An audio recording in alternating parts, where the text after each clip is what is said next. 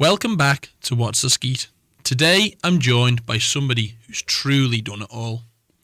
Born in Manchester and raised on the Isle of Man, Martin Aram made his name as a record-breaking high jumper, representing the Isle of Man and Great Britain, winning multiple Island Games gold medals and even becoming a Commonwealth Games finalist. But Martin didn't stop there. After his athletics career, he built a global business and later moved into tech. He's co-founded Moonie Moo, a character now heading for the big screen with the creator of PAW Patrol, and launching Dazzler, a fast-growing tech platform making serious noise on the Isle of Man in the hospitality sector. He's an athlete, an innovator, and loves the Isle of Man. Welcome to the podcast, Martin Aram.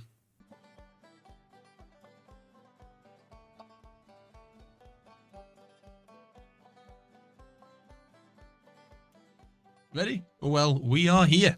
How are we, Martin? I'm very well, Percy. And yourself? Well, we've been keeping out the weather today. We have indeed. It's been a miserable day on the Isle of Man. It has indeed. But we're here and we're ready for a conversation. We are indeed. It's been a while. It's been a while. How was the trip to Monaco, first of all? It was very good. Yeah, nice to go back, and the kids had a great time. Weather was actually a bit hit and miss. Really? Yeah, it was actually very windy. The annual fair was on the port, and they had to close it one day. What? For the high winds. Yes, it's not. The weather's always nice there. Not always sunshine. No. It was a nice break. It's nice to catching up with some old friends and stuff. Absolutely. Wonderful. So the way I thought we're going to run this podcast is basically start it at the point you come to the Isle of Man, really, because I believe you came at 7, the age of 7. Am I right? 9. 9. Yeah. So you came at 9. And then things really started to take off with you for sports and other aspects. So let's sort of explain that experience of moving here at 9, shall we? Yeah, so I was brought up in Manchester originally. I was born there. And at the age of 7, I went into sport in Stockport Harriers. Oh, yes. And it was a great entry into athletics because we did every single activity. We didn't just do running, because lots of people don't like running. So we did jumping and throwing and so on and so forth. And I did the high jump. And I won. Now, everyone was just rubbish, right? But I was a 7-year-old kid, and I thought, I'm pretty good at this. Obviously, I'd never done it before. I thought, I might just stick at this. And I did. For the entire career, yeah. Why? What makes a good jumper, though? Explosivity. Spring. Power. And is that inherited? To a certain extent, but I mean, you can train hard, and some people are just completely flat-footed and never going to get off the deck. Yeah. But there's other people that are, springy and never realize that they have that gift. And then there's others that do. I mean, you look at the likes of like Michael Jordan. Yeah. That boy can jump. Oh boy. He is a bouncy boy. Yeah. But I mean, he could be a great high jumper, but I think there's a little bit more money and prowess in, being the best basketball player. I would say so. Ever so slightly. That's real interesting that you took something that you're actually good at and tried to excel at that, because some people never find something that they're truly good at. Yeah. Not everybody finds something, or lucky enough to find something that they're naturally gifted and good at. Yeah.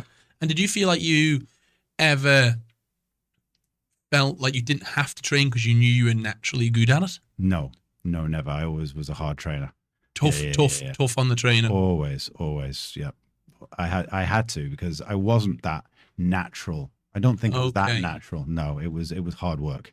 There was I remember jumping once I got up to jumping, for Great Britain and so on and so forth. There was some guys there that were just like gazelles. Yeah. They were natural. They were really natural. Different standards sort of thing than what you were used to on the sunny Isle of Man. Absolutely. But I must say, though, I mean, coming to the Isle of Man at 9 years old. Yeah. Because I was good at high jump, I was taken quite seriously even as a young kid. And it was actually Peel, Western AC, that saw me jumping at the NSC with my dad, and said, would you like to join our club? And it was £1 to join the club. So we just gave them £1, and that was it. Away you go. And away I went, yeah. Right. What was the experience like moving here as a kid? Can you remember much of it now? How old are you now? I do.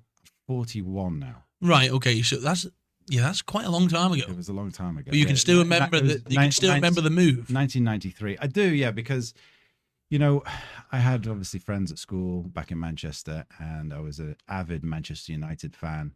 And of course, that all sort of went away when I came here. So yeah, as a kid, I didn't see the benefits. My parents decided to be here because they wanted a safer environment. They wanted more. We'd got more freedom here in the Isle of Man as kids than we would be if we were in Manchester. You know, we could go at like 12, 13 years old. You could get the bus and you could go into Douglas and hang out with your friends and get the bus home, right? Yes. We were Castletown based. You couldn't do that now in Manchester. Really? You go out into the city, not at 13 years old. I don't. What? I mean, maybe kids. Like dangerous. It's dangerous. Yeah. So that was the reason why we came here. Do you think that's a reason why lots of people move to the Isle of Man, because it's such a safe haven and I think so. children can sort of flourish here?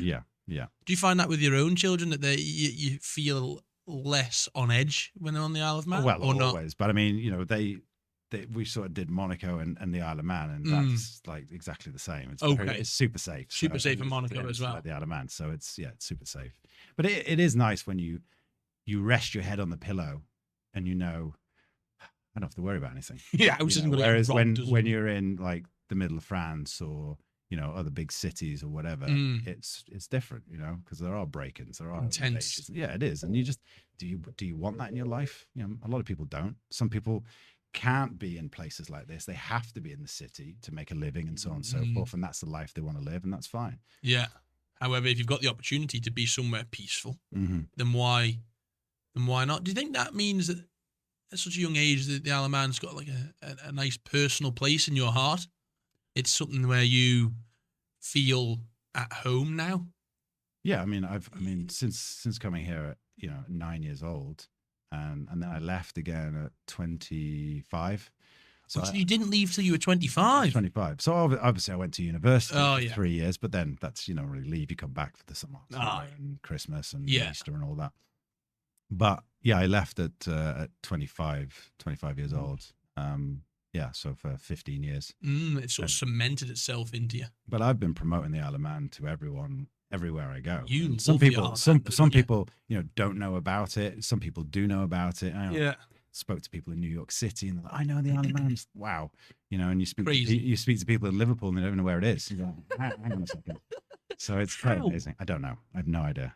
Right, and then when you were going out high jumping as your career started to expand, did you feel like you were putting the Isle of Man on the map at that point? Like 13, 14, when you were really getting going? So, yeah, in certain parts I felt that I was putting the Isle of Man on the map. But I think at the start, the Isle of Man was putting me on the map, because I was getting opportunities from the Isle of Man I wouldn't have got if I was in the UK, for example. Oh, really? Yeah. So, such as? So, for example, like the Commonwealth Games, the 3 jumpers that were representing England, because the Commonwealth, it breaks it down. It's not Great Britain. It's, England and Wales, Scotland and Northern Ireland. Yeah. And then Jersey, Guernsey and the Isle of Man. So they're all separate. Then when they go to the Olympics, they're all one. But right. So I would be obviously representing England as Manchester born. And those 3 jumpers jumped higher than me. So I wouldn't have got in that team. But because I got the standard, and there was no one better than me in the Isle of Man, I was given that opportunity. So the Isle of Man was very good. And I got a lot of opportunities. Yeah, and you were exposed a lot higher because there wasn't anyone to challenge and push you that, like there would be in the UK, for example. Correct. But then I would have to travel to the UK. I had to travel to the UK like almost every other weekend, certainly during the summer, to compete and sometimes to train as well. So it took its toll. Whereas other people would just go down the Ep.50. I had to be on a flight or a boat, then get a hotel and so on and so forth. So it was much more expensive for me. That would have been exciting to begin with, but by the end it became a chore, traveling every other weekend. Exactly. I mean, it was like getting on a plane was like getting on a bus for me, whereas other people were like, oh, we're very excited about getting on a plane. I was like, oh, geez, I've got a flight tomorrow. Okay, I got to pack my bag, get ready. Really? Focus on this. Yeah, absolutely. Yeah, it does become a little bit laborious. But you're there. The travel is just, that's part of it, but you're there for the competition. That's the focus, not the travel. It's matter. Byproduct almost, absolutely, isn't it? Absolutely, yeah. And the thing is back then, in the early days, it was Max Airlines. Yeah. and there was like 50 boats a day. You could do a day trip to Liverpool. Things have changed a lot now. It'd be quite tricky getting on and off the island. But back then it was fantastic. Easy and accessible in a sense. Yeah, much cheaper. Really? Yeah, much cheaper then. That's interesting, because athletes must suffer who want to strive for more if they have to travel. Yeah, That must be tricky. Yeah. Especially clubs like a rugby team or a football team. That would certainly take its toll, I would imagine, on the club, thinking about how to push the club further ahead. Yeah. No, they did. I mean, Western AC, because that was my club here in the Isle of Man before I joined Liverpool Harriers. Mm-hmm. And they were fantastic. We'd go to Sale in Manchester, and we were only 9, 10, 11 years old. Wow, that young. And they were all a big group, and we'd go out and compete. And so it was great exposure for all of us, you know, traveling, competing, and so on and so forth. So yeah, especially with the Manx flag on you, and you're actually right in the sense that you've been pushing the Isle of Man for years, then, haven't you? Really? Yeah, absolutely. What's not to like about that? So when did it start getting serious, Matt? Like, when did it start getting really quite serious, this high jumping? I think obviously during the younger years, no one really takes you that seriously. No. You know, so when you're 12 and 13, it's like, he's good. Like, I was the best on the island, of course. I was ranked in Great Britain. Mm-hmm. I had all the island records, but still, you're still a kid, right? And I think really when it started getting very serious was when I started winning national medals. So I actually used to do shot put as well, believe it or not. That's bananas. Yeah, it is. And I still actually hold the Isle of Man shot put record, the men's record. What? Yeah. I still hold that. Really? Yeah, it's crazy. I mean, I'm sure there's like some of these big guys in the gyms that you see. They must be able to throw more, but apparently I've still got it. So. And you mustn't have been a big dude if you were high jump. Like, you mustn't have been no. An overly hench dude, because you have to be light to get off the floor. Absolutely. I mean, any bulk up here is waste. You need bulk on your legs, of course, because that's you need to power. But everything here, you need to be as lean and as light as possible. That's crazy. You can throw a shot put. But basically, I sort of jumped with the shot put and just released it, and because of that power, and I had a good coach at the time, Michael Callow, and he trained me very well. So my technique was excellent, and so I go to shot put competitions. And the big proper heads, and they'd be looking, not looking at me at all, like, look at this fella. And then they'd see me throw, and then they'd all want to chat to me and so on. Really? Yeah, that's crazy. It was really funny. That is funny. I enjoyed it a lot. The shot put I really enjoyed. So when I was 14, I won a silver medal at the English schools. The English schools is a big event. And in high jump or shot? No, in shot put. I could have entered in high jump, but my high jump was a little bit on and off that year. Yeah. And I knew my shot was really solid. So I thought, you know what, let's go with a guaranteed, not guaranteed now, because nothing's guaranteed, but I was more consistent. So I went with the shot, and it paid off. Nice. But then I think it was really when I was 16, I went to Ireland, I won the Irish Championships, and I jumped 2 meters 10, which qualified me for the Manchester 2002 Commonwealth Games. So 2 years ahead of the games, I'd qualified as a 16-year-old. Oh boy! And then we went to that. So that was probably one of the big moments, first big moments in my career. And that's when it sort of put you on the map. Do you think? Yeah, not on the map, but okay, Martin can actually really do this now. Yeah, this is getting a bit more serious now. I mean, I crucified the Isle of Man record at that time. Yeah. And I was, I think I was number 2 in Britain, number 1 in England. Yeah. There was a Welsh guy, that Chucker Snell. He was jumping, I think 2:14, I think. I jumped 2:10 that year. So yeah. But it was a great year, and then, of course, and then after that, there was the next year I was 17, so it was the Island Games in the Isle of Man, 2001. What was that like? A lot of pressure. I remember there was a big, massive double spread article in the Isle of Man Examiner. And literally like, not guaranteed gold, but it was like, here's our man, he's going to win the gold. And I thought, wow, okay, I've got to deal with this pressure. Yeah. And funny story on that, it was a very, very, very close competition. I won the gold in the end, but result. It was a very close call of a guy from Gotland in Sweden, and we were really close. And I just pipped him at the end.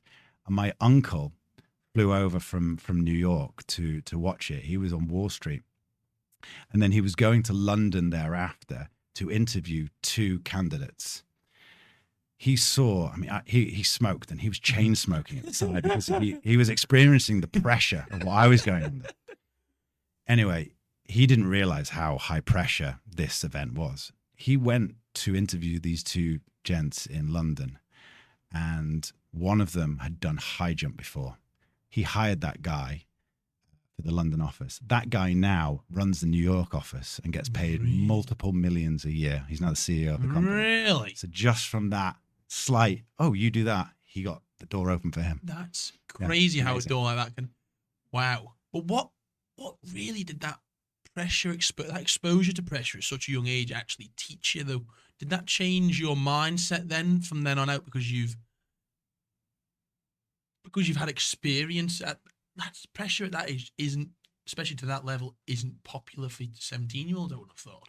I think because you have it at 12, you have it at 13. Now, maybe not loads of people are putting pressure on games at the Isle of Man as well. Well, yeah, exactly. But I think you put pressure on yourself when you're a kid. You go, I want to win. Oh, I didn't win. Okay, I have to win next time, work hard, and so on and so forth. So you're always putting pressure on. The external stuff is kind of almost fun. You've got to enjoy it. Yeah. Okay. You know, and just sort of revel in it. But you've prepared.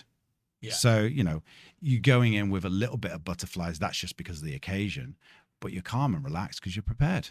Yeah. You've done all the work. You know what you're doing. It's now basically all the work's been done. Just enjoy it now. Yeah. If that guy jumps higher, fair enough. But if I jump my best, I've done my best. And if I win, I win. And that's all you can do. Oof.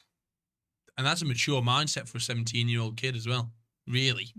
Yeah, I suppose. But I mean, I'd been high jumping since 7 years old. So I did have a sort of 10-year of doing this sort of thing. Revving up for that point. Yeah, and just repetitive muscle memory and things like that. Controlling it, more confidence, traveling, different coaches. So, by the time you're 17 at that level, I mean, Boris Becker was, 15 when he won Wimbledon? Yeah, mental. Or 17 or whatever it was. Yeah. And then at 18, you went to the Commonwealth Games. 18, I went to the Commonwealth Games. Actually, a few months before that, I actually won the English schools high jump, which is a big. Yeah, that was a big deal. I really enjoyed that because I had a moment actually when I was 16.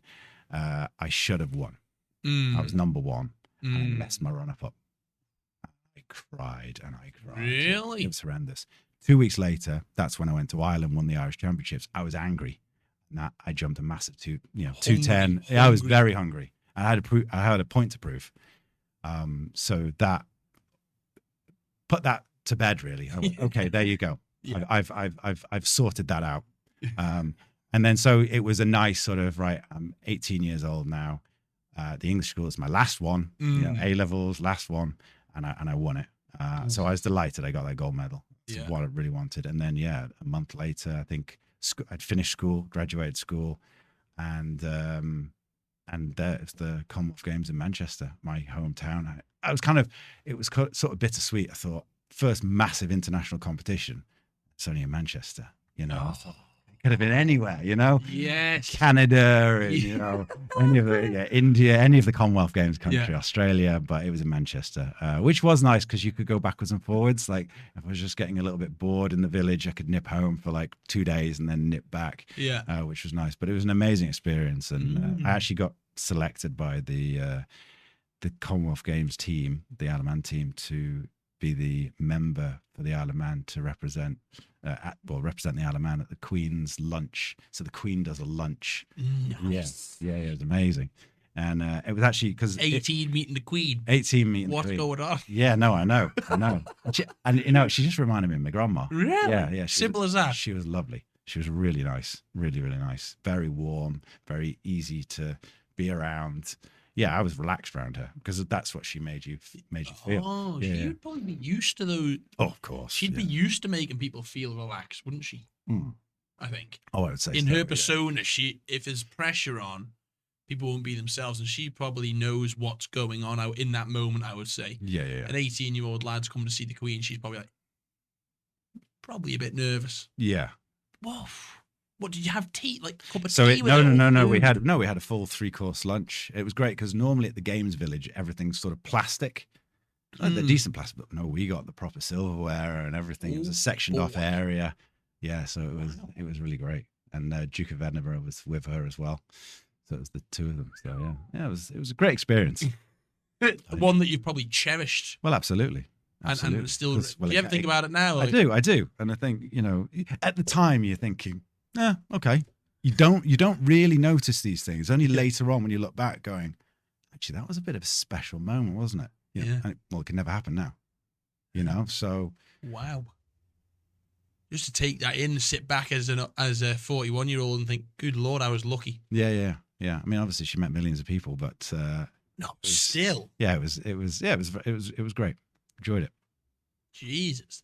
And then was that after that Commonwealth Games? Did you keep on high jumping for a few years after that? I did. That keep going, and then you moved away eventually to 25. I got offered a full scholarship at Clemson University in South Carolina, which actually has the second largest gym in the United States. Its football stadium holds 110,000 people. Oh my So God. ridiculous. And full night contract, the whole thing. But they wanted me to do decathlon. Now, I'd never done pole vault before. And that's like a major event in decathlon. And they were going to say, they said, you're going to be flying to this state, that state, so on and so forth. And I went to Millfield in the middle of my sort of secondary school, and I didn't have a great experience. And I thought, I'd rather be closer to home. Yeah. And also my coach was based in Liverpool, at Liverpool Harriers, and that was going very well at that time.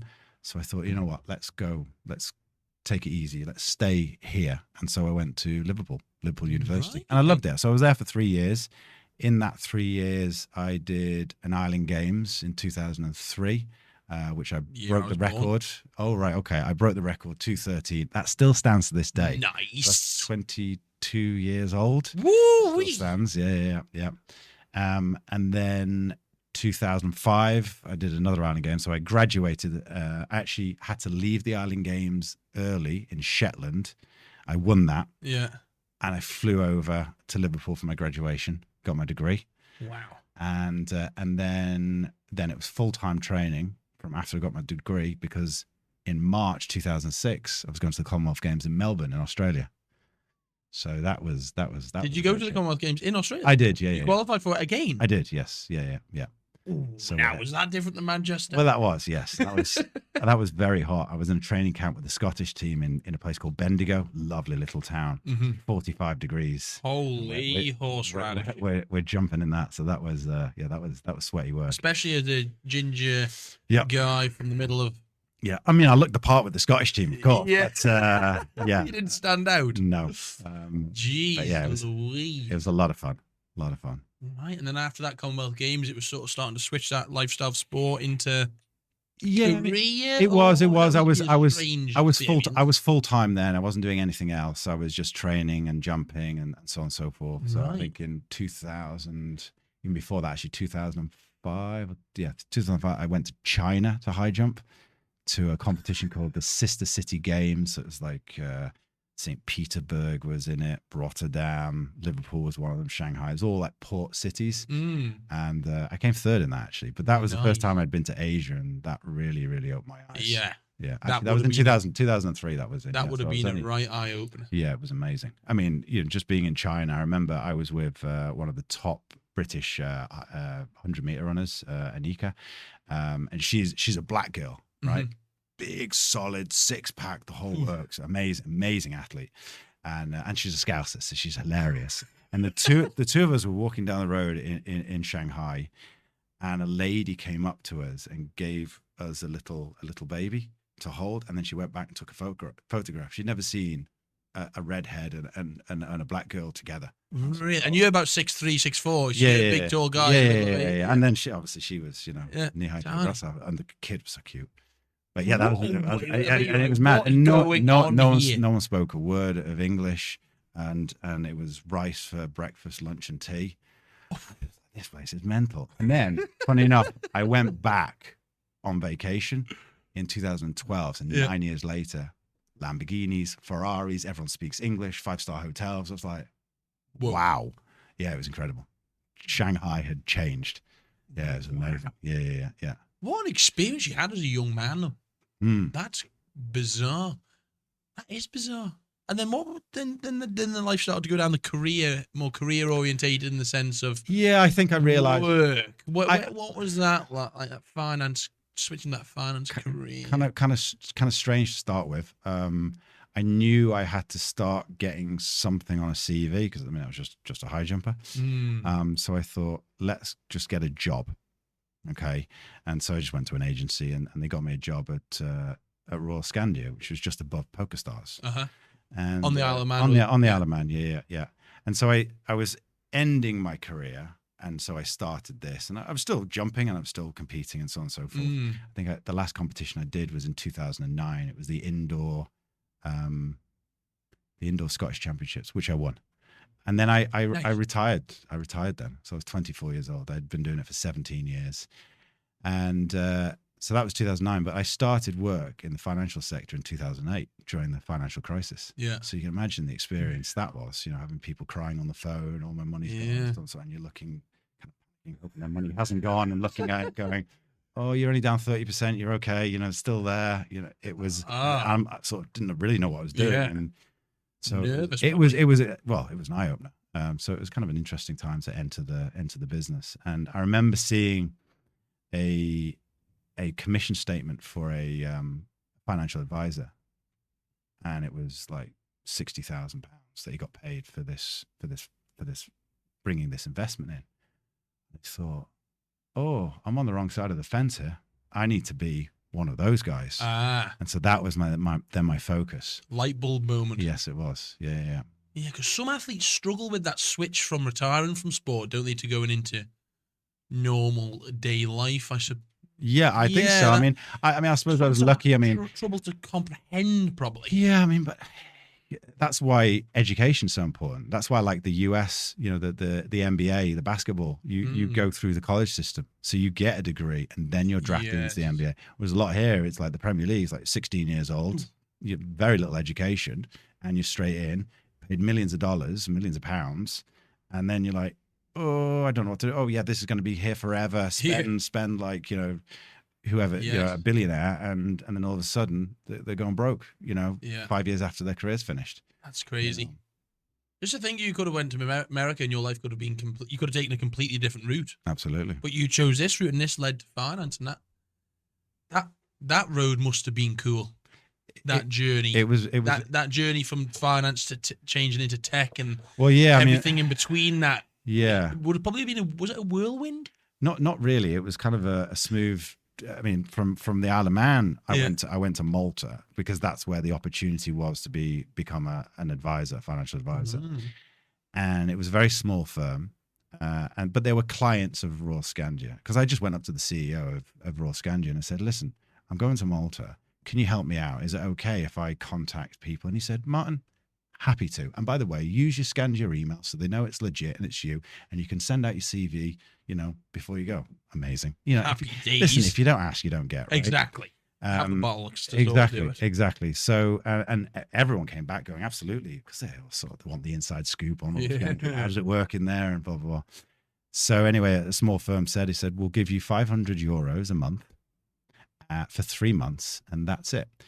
So what I had to do is I had book appointments for the other advisors, and then if they made their case, I would get a percentage of their commission. Okay. And after 3 months, I needed to be qualified, have my exam, and going out earning for myself. So it was, and my rent was €300 a month in a little 1 bedroom or 2 bedroom in Slima in Malta. Oh, jeez. And then I was like, okay, where am I going to go? Because this advisor works in Tunisia. This advisor works in Egypt, and the boss works in Libya. And the boss said, "You come into Libya with me." I was like, all right, yeah, where's Libya? Yeah, that's what I would have said. I was like, where's Libya? I know Libya, the Lockerbie bombing and all this kind of stuff. I was like, I'd heard of it. And then obviously did a little bit of research, and I'm like, oh, wow, okay, it's over there. So it was like a 40-minute flight. So like here to Manchester. Yeah. And yeah, I was thrown into the deep end, and what an amazing place that was. This was under Gaddafi's rule at the time. So I was there in 2010. Yeah. Did you ever stand back and go, what am I doing? Well, I'm there in a suit, a redhead, in North African Arabic world, and I thought, oh, are they all going to look at me? And no one did.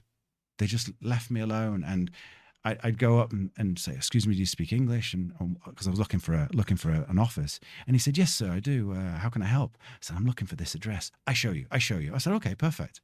Held my hand out the shop, walked down here, up this road, down here. I said, "Jesus, where the hell is he taking me?" I was with him for about 20 minutes, right? And he brought me to the right place. Yeah. And I was like, "Oh, can I give you some dinars?" "Oh, no. Thank you for coming to Libya." Really? was like, wow, it's amazing. They were so kind, so nice. Crazy. I love the place. It's amazing. It's mental. It was good. I found it very good. I enjoyed it. But I embraced it. about that time in Libya. Certain things, yes. I think the Western world looks at it in a different way, but when you're in there, certain people looked at the regime quite favorably. Others didn't. It's a little bit like anywhere, really. It's in the thick of it, though, isn't it? Yes. In the middle of North Africa. Yeah, well, the Arab Spring happened when I was there. So I was actually, funny enough, I was in a meeting with two clients, and Egypt was kicking off on the TV. Yeah. And I said, what do you reckon? Would this happen to Libya? No. Gaddafi will just turn on the tap, money will flow. Everyone will be quiet. And obviously that didn't happen. It was about a year later. So I'm back in Malta, living there. I started up my own company. I was running my own clients and so on. So all the clients had left. They'd all gone back to South America, Indonesia, gone back home. Some had gone to the bases where they were, like if the company was from Rome, they'd go work in Rome or Madrid. And I read in the newspaper that these two guys, it was a husband and wife. Yeah. They were shot dead on a beach in Tripoli. I was like, wow. Because I said to them, would you leave? No, we're not going to leave. It's fine. We've been here for 15 years. This is our home. Wow. Like, well, it's kind of really, and then you left. Did you leave not long after that then? No, so I left. I was told by my boss that I'm not allowed to go back in. I was ready to go back in because I had clients to look after and so and I rang my clients. I said, what's in? We've got a chartered jet out. So we're actually coming to you in Malta because we need to just get off as quickly as possible. So it was only 35 minutes. So we met in Malta instead. But I was keen to go back, but my boss said, no, you're not going back. No. It's too dangerous. And, because Benghazi had already kicked off. Yeah. What was going on with the US embassy, that had already happened. Crazy. So it was coming into Tripoli then kicking off. Yeah, and it was the worst of all of it. I knew it would be. I knew it would be when it started. Yeah. From sort of Morocco and Tunisia and all that. I knew if it hit Libya would be the worst one. In a real pickle. Yeah. So you moved back to Malta, and then how on earth did you end up in Monaco? Like, did you go from Malta straight to Monaco then? Yes. Yeah, so I was living in Malta, and it was fine. Malta's a nice place. It's a little bit shabby, but it's nice. It's great for holiday. Yeah. But if you want things done, it's pretty relaxed and it's very Mediterranean. Absolutely. So and obviously I wanted things done. And itching, young, keen, wanting to drive things forward. Yeah. So it was actually my parents said, why don't you have a look at Monaco? I was like, Monaco, don't be silly. I mean, this is not just for billionaires. So I remember going there for a couple of days, and it was so clean, it was so nice. It was this and that, and and actually it wasn't just for billionaires. It is actually relatively cost effective to live there. I mean, you can get a house here for £3,000-4,000 a month, right, to rent. Well, there you can get an apartment for that. Yeah, and you're living in Monaco. So and is the pay higher there because more people, like higher net worth people, are there who are willing to pay more? To a certain extent. I mean, obviously there's family offices there, so they want top advisors and so on and so forth. But a lot of the workers there are coming in from France. So there's around about 50,000 workers come into Monaco every day. So what? Yeah. So the population doubles and a bit every day. And so in the evenings and on the weekends, it's really, really quiet. It's lovely. Really? Quiet. Yeah. Shit. I did not know that. Yeah. So, and what? So because they can't afford to live. They can't afford to live directly. So how long would they commute then, average? Do you think? Well, some are quite close in, and some get the train. But within half an hour to an hour. Yeah, so it's not too bad. I mean, not like in London where you or whatever. Yeah. So it's not too bad. And is the lifestyle of Monaco different than the lifestyle of such as the Isle of Man? Is it a fast lifestyle there? Not necessarily, no. And I think there's a lot of similarities between Monaco and the Isle of Man. Because it's small. I walk down the street and they'd be like, hey, how you doing? Hey, fancy coffee? Yeah, go on then, let's go have a coffee and so on and so forth. It's very friendly. Pretty much everyone speaks English, give or take, even though it's predominantly obviously French and Italian speaking. There's a lot of English there, and the Isle of Man's the same. It's safe. Yeah. Both are, okay. There's zero income tax in Monaco, but both are tax efficient and so on and so forth. So it attracts very interesting people. Yes, that's so certainly. you meet some very, very interesting people there. I had some amazing conversations with people from all over the world. So you learn things. What's the craziest type of person you'd meet there? And from your experience, you don't have to name anyone, but have you ever met anyone there and you're just like, oh, how have you ended up here? You like characters, because you find characters like on the Isle of Man, you bump into people and you sometimes you're about, really? I would love to know how you got here. Yeah. I love people's stories. Yeah. I'm obsessed with people's stories. I'm so interested to see how they ended up either in the Isle of Man or anywhere I go in the world. I'm always like, how did you actually end up living here? Yeah. No, there was loads of characters, and so I can't talk about some of the stories. So I'm not going to be. But crazy. We'll have to do that off. Yes. But no, I mean, people from all over the world were there, and one thing they all had in common is they were all can-do people. And so everything was positive. Yeah. And if you were talking to them, they weren't that'll never work. But oh wow, how are you doing that? Yeah. How does that work? Oh, tell me more. I'm like, loads of things. Yeah, but I don't know about this. Tell me more. And they were always wanting to information and learn new things. These are extremely successful people I'm talking to, and they were interested in my story. I was like, why are you interested in me? And that was them, and that's why they were successful. But that's what pushes you on, I think, though, doesn't it? That pushes a young fella who's keen and ready to that pushes him and makes him strive for more, because everyone around him is striving for more. So it's infectious, I'd imagine. I feel like that's that mindset, or the people you surround yourself with, you get affected by the mindset of them. If you're around people who are negative, you could end up turning negative. Well, that's what they say. If you hang out with 5 losers, you become the 6th loser. If you hang out with 5 millionaires, you become the 6th millionaire. Yeah. And I'm sure there's a relative. I would say that makes extreme, sense. But I mean, that's a little bit of a rough idea. You pick out what they're doing right. So these people want to be around successful people. Only makes sense. 100%. So you were handling finance there, right? I was doing finance. Yeah. So I was looking after my clients. And then during, obviously, early in the day, obviously Bitcoin was coming around and so on and so forth. And I knew financial technology was going to be a game changer. So I started in 2018, I started a technology company. And so I built a small team together of, high performing tech, developers. And we just started doing some cool projects. Right. Okay. So yeah, we've done all sorts of kind of fun projects, from German property app to cryptocurrencies, NFTs, all sorts of fun stuff. Going down all sorts of routes. Yeah, Web3, Web2. And it's just been so much fun. And that's why we are here today, I guess. Yeah.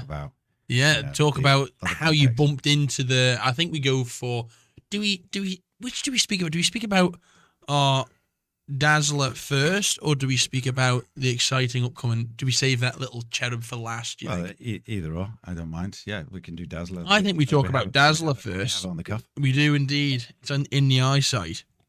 So things are going well in Monaco, and you moved back to the Isle of Man for personal reasons, and then you got back here. And did that sort of ignite another spark, being back living here again? Yeah, I mean, I've always wanted to try and connect the Isle of Man. I always, because other places you go to Dubai or London or whatever, everything's very easy. It's all connected. Whereas here, it's all not so much. It's a few years behind technically. I mean, technology-wise. I would say so. So I thought, well, hang on, is there an opportunity here? And even if there's not an opportunity, it'll just be good to have. Yeah. So let's do this. Let's build it. And that's where Dazzler came. So originally we were going to do a sort of like a payment system, and it was an app, and people would use it. They would load money onto it, and then they would ping around, and there'd be no charges at all. And then when you wanted your money back, you click withdraw. A pot of money would then send you your pounds back or whatever. But well, the regulators wanted this and they wanted that, and this wasn't allowed, that wasn't allowed. So we basically, we'd been working on this for about 6 months. Yeah. And we'd factored in and we'd read everything in the regulations, so on and so forth, but it was just computer says no, this says that says no. And, so, sort of heads down, sort of walked out the place, went into a coffee shop and said, okay, well, we're not going to stop. We're going to just have to change this slightly and let's come up with a different way. So hang on, let me stop you there. So explain then, firstly, before we get into the story, what Dazzler is. So Dazzler effectively, so that people can know what, link in what the story behind what it is first. Yeah, so Dazzler effectively is a single centralized platform, and at the moment has every single restaurant in the Isle of Man on the platform. Mm-hmm. So you can go onto Dazzler, you can type in any restaurant. Yep. You can see their menu. Yep. On most of them. Yeah. You can find out if they offer vegan food, find out if they have wheelchair access, you can find out if they have changing facilities for kids, if right, they okay. pizzas or burgers or halal meats and so on and so forth. Filter it through almost. Full filters. You can find out where it is, their website, and if they do delivery, you can click delivery. Then you can click through to their delivery option. Now, that might be a phone. Mm-hmm. So you've got the menu and you ring them, but it might also be their delivery technical system. Right. What our goal is now and what we're doing is we're monetizing it for ourselves by building the menus and the takeaway systems and the delivery systems. So we're replacing those existing ones. So everyone will just use Dazzler. So it'll be effectively Uber Eats in the Isle of Man. Nice. Yeah, I mean, I've been on board with you guys for a while now, and I do believe in it. So let's get back now that we know what it is. You sat in that coffee shop and you thought, right, we've got to tweak this. Yeah. Where did the idea of hospitality, tweaking it towards helping hospitality come from? I think because we felt that was the easiest entry into the market, because everything we were seeing in the news was restaurant closed down, cafe closed down, struggling hospitality, this person needs more help, the government's not doing enough, the council's not doing, rates are going up, all of this kind of stuff. Yeah. Thinking, okay, well, at least we can't really help them with any of that, but if we have them at least all on one platform so they're all visible, then people can come in and just search what they want and they're all there on one singular platform. Because a lot of these, they don't really rank in Google. Yeah. Some of them have Facebook, but if you're not following them on Facebook, how do you know anything that's going on? Most of them don't have websites. So we have now, so if you search a number of restaurants, we come up number one in Google for that restaurant. Right. Okay. Their Dazzler profile is number one on so it's helping with exposure as well. Absolutely.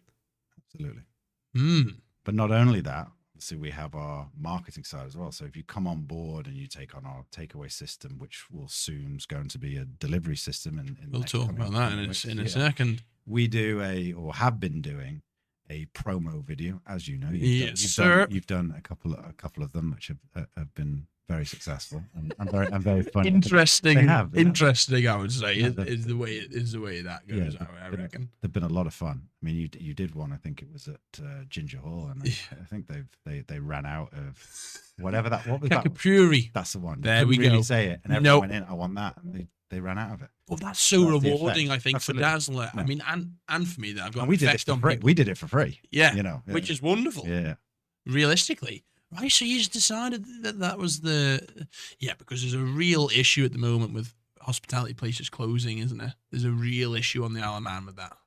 And it still seems to be happening. Yeah. From a business point of view, why do you think that is?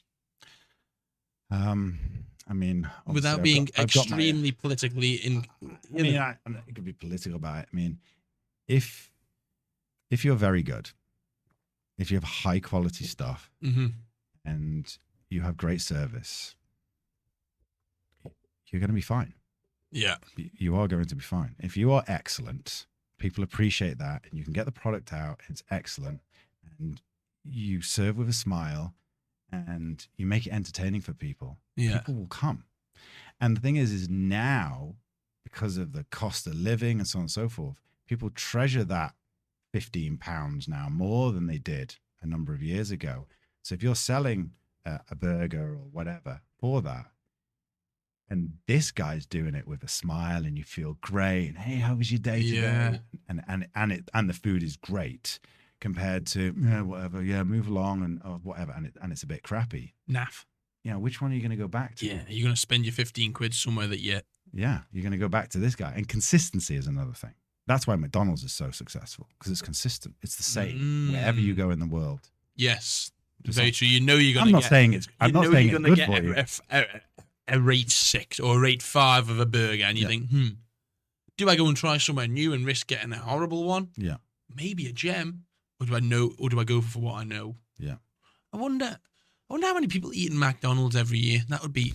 I tell you what, though, McDonald's is very, very popular here in the Isle of Man. Oh boy, I've never seen people queue outside the McDonald's here for ages. It's all the way back to KFC. It is. And they're blocking the cycle lane. Yeah. They leave little gaps for people to get in and out of the petrol station, which is kind of them. I've never seen anywhere else in the world that excited. But it's not even that cheap. When you go to McDonald's, well, when I last went there, if you go to McDonald's and you get something that's probably enough to fill a fully grown man, you're talking 10 to 15 quid anyway. Right. So for that, you might as well go and spend 10 to 15 quid, like you say, on somewhere that's exceptional. Yeah, with Manx meat. Yeah. Manx meat and all that kind of that's. Yeah. And the thing is with McDonald's, generally about 2 hours later, you need to eat again. Right? Yeah, because you're starving. Yeah, exactly. That blows my mind every time I drive past that place. But the thing is, I mean, people can do what they want. But they have the recipes perfect. Everything works. Everything's clean. And it's successfable around the world. So, you can't knock it. They've got something going on. I'm not saying magical. I'm not saying whether it's good or bad. Yeah. But, whatever it is, they're doing very well. Extremely well. Yeah. So when you go into the deliveries then, because Dazzler's got their takeaway system now, that's, from my experience, it's running wonderfully. I had a takeaway from Smoky Sam's at the weekend. Oh, excellent. Tremendous. Very good. Yeah, Smoky Sam's have been they were our beta partner for our takeaways, and they've been absolutely fantastic. Yeah. Sam's had a lot of experience in the UK with Just Eat. Right. We worked closely with him, what he liked, what he didn't like, what he could live without, what he really hated. Yeah. And we factored that all in. Yeah, he was very experienced, and they've done really well. They're great guys. So yeah.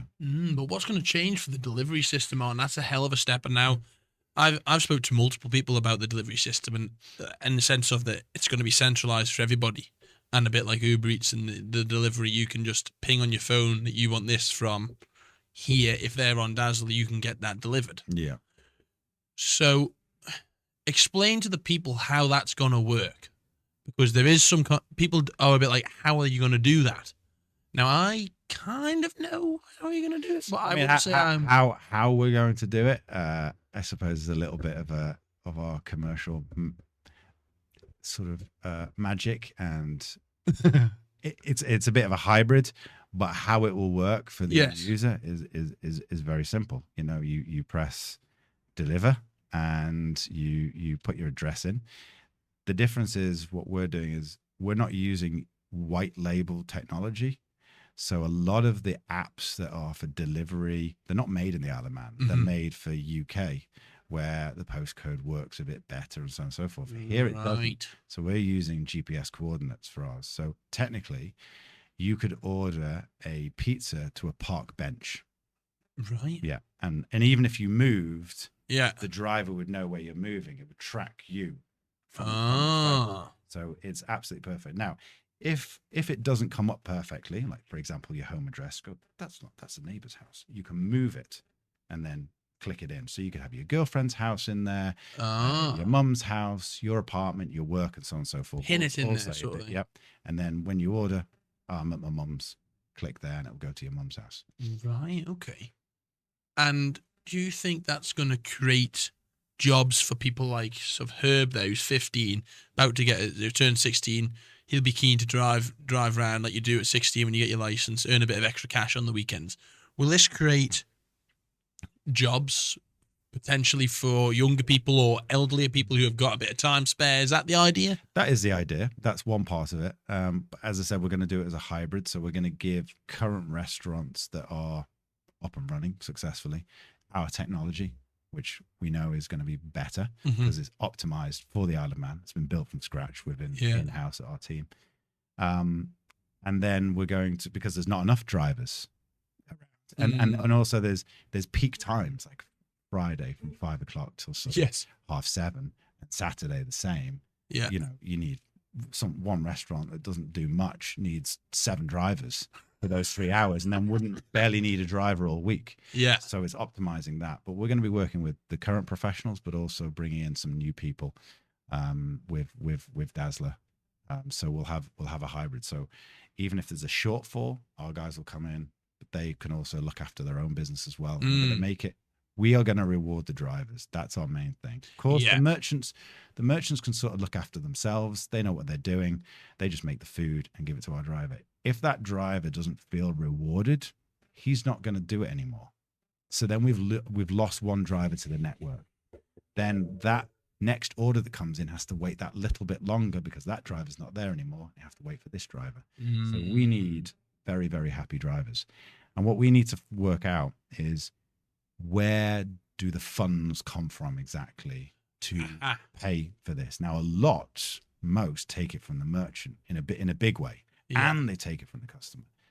Well, we're trying to come and help hospitality here. So we take a very, very small cut from the restaurant for our services, and we intend to keep it small. It might be a little bit bigger, but not much more. Way, way under the current players. But would people in the Isle of Man pay that slight premium to not go out in weather like this and pay that extra? That's the question. They've spent £45 on delivery for the family. Are they willing to spend £7 or £8 to have that delivered to their house, which it would take them probably 25-minute round trip? I think a lot of people would. Yeah. You know, when you think about it like that, convenience. People pay for convenience. 100%. That's very true. Yeah, that's exciting for the. I think that is it. I think Dazzler. That's why since day one I believed in the idea. I think it's exciting for the Isle of Man. It'll change. It'll give hospitality an opportunity to make money in a different way. Yeah, a more option. I think. Yeah, like you say, trying to save hospitality is a difficult task. Yeah. But it gives them a different income stream, I suspect. Yeah, and also we're putting them all on one singular platform. So if you do something good, people will see that on the platform. So it's not necessarily, you paid us loads of money, so you rank higher. We rank on popularity. So if you're popular, you're number one. We will have it sponsored, but it will be under the top 3. Yeah. Maybe a sponsored. So visually they will be seen, but the ranking is done in who is basically more popular, who's doing more orders. Right. Okay. Yeah. That's and that's not really to do with us. That is to do with the demand of that restaurant. It'll be exciting once those deliveries get in. Yes. I think that is a big step. I think it's needed here, and a lot of people have been calling out for it. Even the restaurants will go, we don't really care about this, don't care about that. We need delivery one. Well, yeah, because if you're having a few beers with the boys, say I'm here having a few beers with the boys. Yeah. You can't go and get a takeaway now. You can't drive, and the taxis are fortune. Yeah. And very hard to get. Well, certainly down here they are. In Douglas, they're not so bad. But outside of Douglas, taxis, no, you have to pre-book them and everything. Yeah. Nightmare. Yeah. So that's where you'll actually find that I reckon there'll be more deliveries going outside of Douglas than there will in Douglas internally. Potentially. Yeah.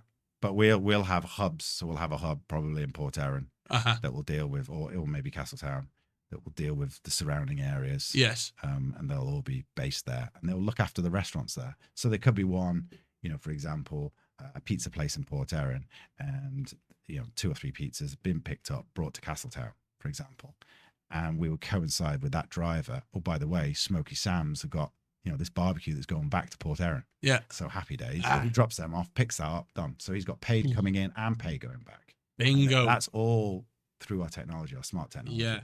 That works out, where everything is and what's going on. So that's the beauty of it. Rather than having, restaurants paying, these drivers, some of them are just sat there doing nothing. Yeah. And others feel, that they've been really, really busy. They feel sort of underappreciated. This is a fair system. We'll also have a super fast version as well, but you pay an absolute premium for that. Yes.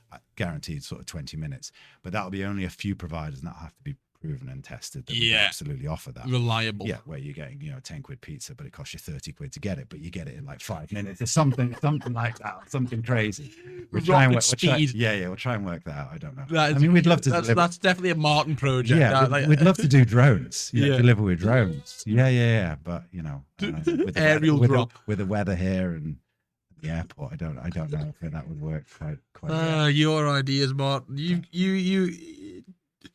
You've got some exciting projects on the go, haven't you? And I feel privileged to be involved in them, actually. And that leads us nicely on to Mrs. Moonie herself. Yes. So to give a backstory, we're both helping. Well, I've sort of came on board and started helping you out with that. And that is, God almighty, that's an exciting project. It is. Just been a news article released about it. Yeah. Very exciting. Now then, this brings us back to Monaco, really, where the start of that story begins for you, I think. Yeah. And this will be a nice way to round this podcast episode up, because we have covered your whole story here and how we've got to where we are today. And I think Moonie Moo is so exciting. And I want you to unleash your passion into that microphone right now and explain to people how it all began, really.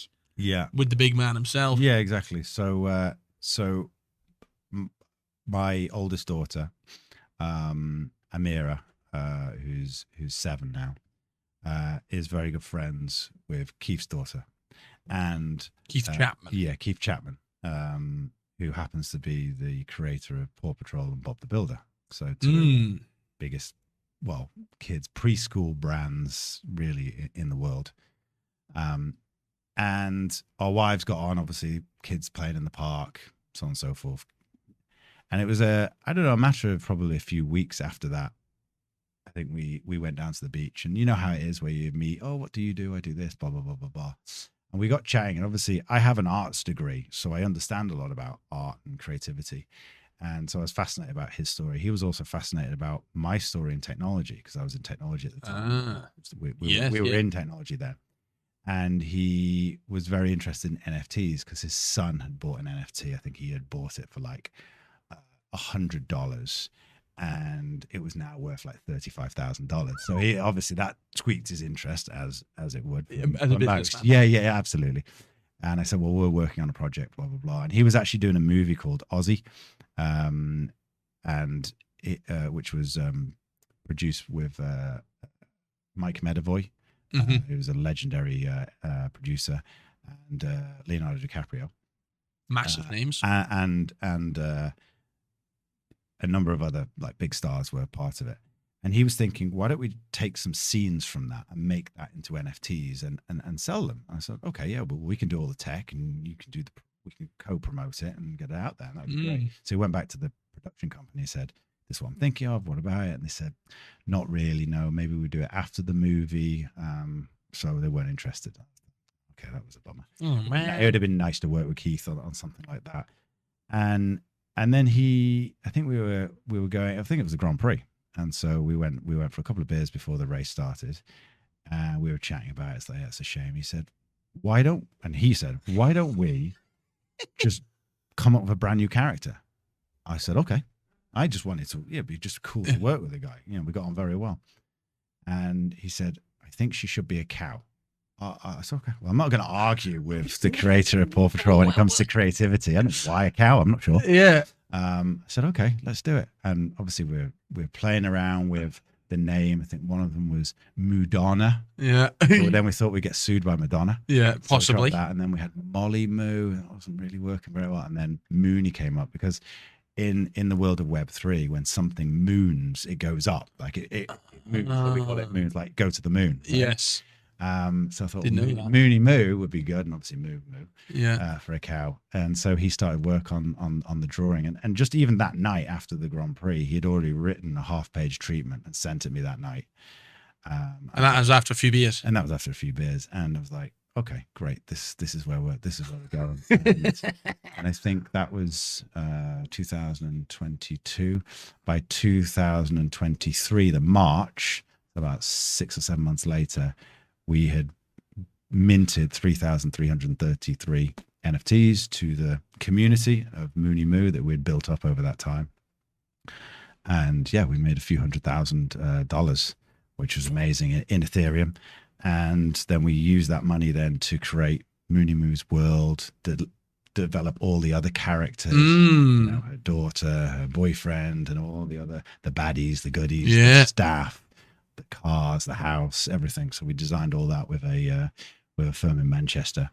And yeah, we built the world. So we now have basically the animation Bible that we can go into any studio and go, right, here we go. Let's get going.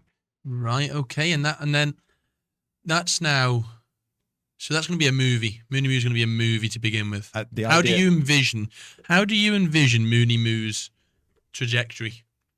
So from now, where are we? People know where, most people who listen to this probably would most likely have read the article, I would say. So that you've gave them a good backstory there. You've came back to the Isle of Man. We linked up. Where do you see Moonie Moo going now? Is it movie, series, movie, only movie 1, movie 2, movie 3?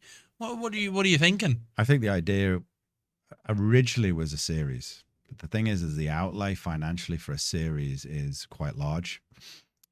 Whereas we can get a relatively low budget feature film and you've got something that's contained. So the idea is a 80-minute feature film, animated feature film. And after that, we do series if it's successful. Or we could do 2 movies maybe. Yeah. And then we go into a series, toys, all sorts of stuff. Because the age range is sort of we're looking at the sort of Simpsons. Yeah. That kind of demographic. It works everywhere, really. Yeah. 9, 10, brutal. Herb's age at 15 to our age, my age, your age. My age, okay. Yeah, exactly. You can watch and enjoy it, have a chuckle. There'll be things in there that you and I will laugh at. Yeah. And there'll be things in there. Tongue in cheek. Yeah, that my 7-year-old won't understand, but will find the way they said it funny. Yes. But we'll get the meaning of it and a lot of that. Double innuendos as well. Absolutely. And Keith's very good at Is he like a double innuendo? Yeah, I like a double innuendo. I find that humor tremendous. It's really quite enjoyable. Right, okay. So at the minute we're just about to start the funding raise for the movie. Yeah. Yeah, we're nearly just going to slowly start meeting a few key people to definitely raise quite a lot of money. Yeah, it is quite a bit of money, really, but isn't it? But how good? How good would something like this be for the Isle of Man? The fact that her story is based here. Yeah, she's matched. We both agree on that, don't we? Yeah. That story is beginning on the Isle of Man. Yes, it is. And how that looks like is still in conversation, I suppose. But yeah, we know that for sure her story starts here. Yes. And how special do you think that is going to be for the Isle of Man? I think it could be. If this is massive, then people are going to want to come to the Isle of Man just to see where Moonie's from. Yes. You could have the own tourism, just for Moonie Moo. I'm going to go to the home of Moonie Moo. There's many other, shows and so on and so forth that people are going, for like Game of Thrones. Yes. They're all going to Northern Ireland, right? Because that's where it's shot and they want to go and see it. So I think that in one space, yes, you get the tourism, but also I think just again putting the Isle of Man on the map, just in general, something else to put the Isle of Man on the map, isn't it? You get even like 10% of the audience that PAW Patrol is. It's hundreds of millions of people that didn't know about the Isle of Man and now they're seeing it. So in part of that, we want to have Isle of Man brands and companies within the movie, so they can become almost household brands and names. So you could have like, I don't know, for example, we've chatted to Finley at the Isle of Man Creameries and they're selling cheese in America and all over the world. Oh yeah. So that's fantastic. So we want to make that, creameries, and she works. She goes there to do a bit of creaming and that kind of thing. Milking. Yeah, exactly. And so that would be the luxury brand. And then hopefully we'll have the cheese, actual in real life, the cheese with Moonie Moo's face on it getting sold in America. So it's that kind of, co-branding and bringing businesses merging together. Yeah. And just really championing the Isle of Man. That's have you had any pushback? No. None whatsoever. No. Okay, that's Everyone I've spoke to about, we're doing a cartoon about a cow in the Isle of Man, and it's from the creator of PAW Patrol. Everyone goes, amazing. Yep, love it. Great. No idea of the story. You told it to me within the first minute, Mark. When you said to me, you were like, right. I was like, phew. Yeah, this sounds extremely exciting. Yeah, and we've got a letter of intent from, or a letter of interest from, a leading Hollywood actress as well, who wants to play Moonie Moo and will also sing the theme tune. I can't say in public who it is. I know you know who it is. Very exciting. But yes, so that's super exciting, and it also shows you the demand for it. You know, someone of that stature going, I love this. I mean, you know, she's read parts of the script and she's seen all the animation Bible and she knows a lot about it, and she's gone, bought in. Yeah, I love this. I want to be part of it. It says a lot, and that'll sell the movie. Herself being involved will sell the movie to people to fund it anyway. I think so. And also there's a few other people that we're going to be speaking to as well that are household names, and I think potentially then when we do the series, we'll get a well-known sort of cameo in every single one. It'd be one of Moonie's celebrity mates. Yeah. In every one. It'd just be funny, and it will be really them. Yeah. And we'll draw them like them, and they'll walk on. A little bit like I think South Park used to. Yes. Do that. Yeah. There's Trump. Yeah, and just exactly. Yeah, if we get Trump, we'll get Trump. It's crazy. The potential with it is insane, and I'm so excited for it. But she'll still keep coming back to the Isle of Man. I mean, she's going to be everywhere, all over the world, right? She's an international superstar, but still, her home and her heart is in the Isle of Man. You know, her mom will live here and that kind of stuff. So she's always going to be coming back. You know, in every episode or whatever. That's important. It is important. It is, and that's actually what happens in real life, really, isn't it? Yeah. You know, a lot of keep people bouncing back. Gone off and done really well, and they'll come back for a week or two. But I would. Back. Yeah, That'd be what I would do if I was to leave tomorrow. I would be coming back here, see family, and then leave again. Exactly. And that's the way it rocks. Right? How exciting! I think that's a nice way to sort of round this up, Martin. We've had a right deep dive there. We have. We've gone right into the nitty gritty. I mean, is there anything else that you want to talk about when it comes to Moonie Moo? I think we've covered her pretty well there. I think so. Yeah. I mean, I'd just love to see her world put on the screen. I think a lot of other people would love to see. I'm so excited for it. And we have thousands and thousands in our community. Think about 85,000 people in our community that are behind it, want it to work, and have been there right from the start. So we want to produce for them as well and show, definitely that here it is, it's real, and get involved. Yeah. Get involved. But I think a great opportunity for the Isle of Man. Absolutely. Definitely. And if you're a Manx and you're listening to this and you've got some idea, there's a website there. You can shoot ideas over through the website and get involved Moonie Moo in your own way. Yeah, mooniemoo.io, and you can go on there, and I think there's a little form or whatever you can just fill out and say, I'm an actress, or I'm a business, or I'm an investor that's looking at doing some weird and wacky things, and I love the idea. This is about the Isle of Man. I love the Isle of Man. I want to help. So, we're always open to speaking to people. Very much. Right, that's nice. And that leads us nicely into the last question before we wrap this up, Martin. We ask everybody this, and that question, you can have time to think about it. But the question is Isle of Man based. And that is, if you could change or improve one thing about the Isle of Man, what would it be and why? And it's an abrupt question, but it's just how we round every single show that we do here up, because we think it creates conversation between the listeners and the person behind the mic. Yeah. I mean, obviously I'd say the weather, but that's impossible. I think I would like to see more openness to entrepreneurship here in the Isle of Man. I would like to see more willingness for young people like yourself in their early 20s that have come back from uni and have an idea. I want that to be easy for them to set up a cool business, a cool idea they've strapped together 3, 4, 5,000 quid, and then go out and create a company, and they're allowed to go ahead and do that. Yeah. And I think at the moment with the regulators and the government, that unfortunately is very, very, very hard. Tricky. And we're losing. It's this brain drain. There's some amazing kids here, and they're now in the city of London, and they're abroad or in Dubai or whatever. Yeah.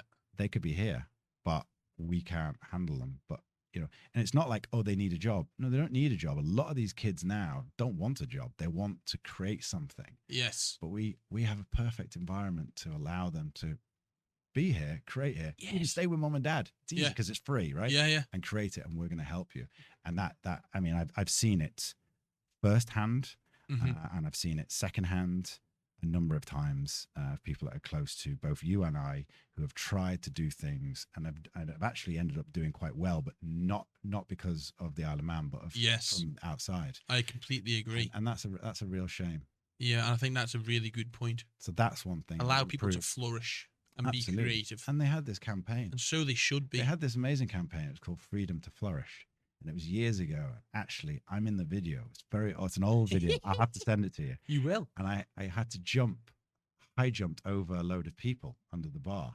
So they said freedom for flourish, and I jumped over them. And one of them was Connor Cummings. If you could jump 6'4" in the air, I'd be impressed. Yeah. Well, 7'2" actually. I jumped. Really? That was my personal best. Yeah. Oh my. 2 meters 18. Oh my God. Yeah, which is still a record in the Isle of Man. Nice. Yeah. Thank you very much for coming on, Martin. You're very welcome. Thank you. Martin Aram, legend.